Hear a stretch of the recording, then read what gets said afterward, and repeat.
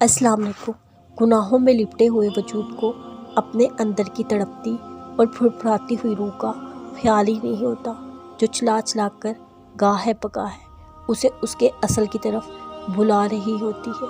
अफसोस की बात यह है, बाज़ औक़ात इंसान को पता ही नहीं होता उसका असल क्या है।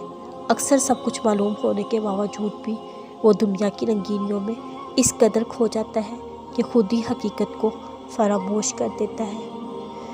यहाँ समझने की कुछ बातें हैं। सबसे पहले, इंसान का असल क्या है, वो कौन है, उसकी हकीकत क्या है, कहाँ से और किस लिए आया है और कहाँ जाएगा।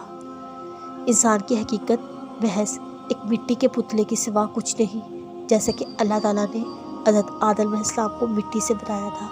कुरान पाक की सूरह मुमतहिन में अल्लाह ताला फरमाते हैं, और बेशक हमने आदमी को चुनी हुई मिट्टी से बनाया, फिर उसे पानी की बूंद किया एक मजबूत ठहराव पे, फिर हमने उस पानी की बूंद को खून की फटक किया, फिर खून की फटक को गोश्त की बोटी, फिर गोश्त की बोटी को हड्डियाँ, फिर इन हड्डियों पर गोश्त पहनाया, फिर उसे और सूरत में उठान दी।